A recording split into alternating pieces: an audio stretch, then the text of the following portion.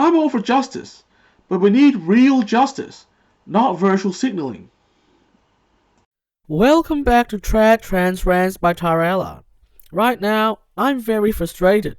You see, the whole JK Rowling is transphobic thing has heated up all over again. It all started when Rowling tweeted her disagreement with the language used in an article titled "Creating a More Equal Post-COVID-19 World for People Who Menstruate."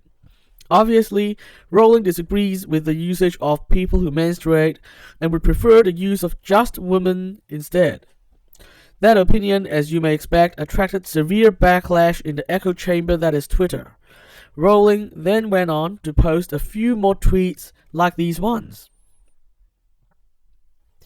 If sex isn't real, there's no same-sex attraction. If sex isn't real, the lived reality of women globally is erased. I know and love trans people, but erasing the concept of sex removes the ability of many to meaningfully discuss their lives. It isn't hate to speak the truth. And I respect every trans person's rights to live any way that feels authentic and comfortable to them. I'd march with you if you were discriminated against on the basis of being trans. At the same time, my life has been shaped by being female. I do not believe it's hateful to say so. Doesn't really sound transphobic at all to me. In fact, as a trans person, all I have ever asked for is to be able to live in a way that feels comfortable for me and not face discrimination or hate as a result.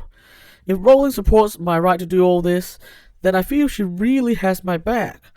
As for whether Rowling thinks of me as a man, I don't think that matters. People have their right to their own opinions, and I can respect different views. I can surely get along with people who don't agree with me. Of course, all this wouldn't really have been an issue at all, say 10 years ago. Not many trans people from 10 years ago would have taken offense at Rowling's words. I think the issue is that there has been a new gender-related movement that probably sprang up from places like Tumblr, which gradually got mainstream in the last 5 to 10 years. Rather than focusing on the ability to live free from discrimination like we always did, this new gender movement is all about changing language. For the record, I have no problems personally with phrases like people who menstruate. As a free speech activist, I think everyone is entitled to use whatever language they want. The problem is, this whole episode started when Rowling expressed her disagreement with the phrase people who menstruate. While you can certainly come up with unconventional phrases to express your viewpoints, others have an equal right to voice their disagreements.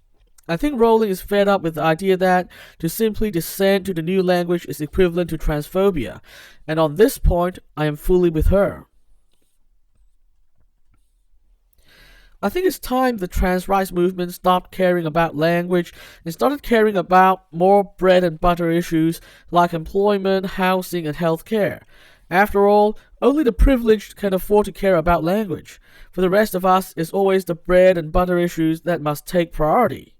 The truth is, I can't afford to care about what language people use because I actually have a life to live and work to do, and I suspect the silent majority of trans people are with me on this.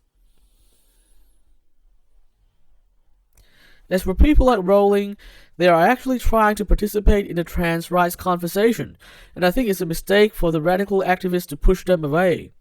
Surely, she is bringing her concerns to the table, but she is also bringing her commitment to allyship, and the latter is much more important. As for Rowling's concerns, which she does appear to share with many people out there, it is up to those of us who care about trans rights to deal with them.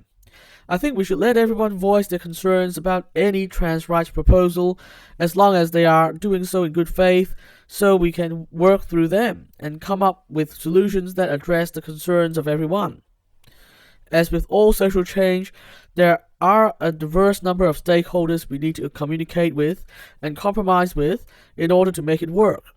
If anything, I think we should be happy that people like Rowling are willing to openly share their concerns while still committing to being allies. That's all for today. I'll be back next time to discuss another big idea. Subscribe if you want to follow our story. And remember to resist the hive mind and stay positive. The world depends on it.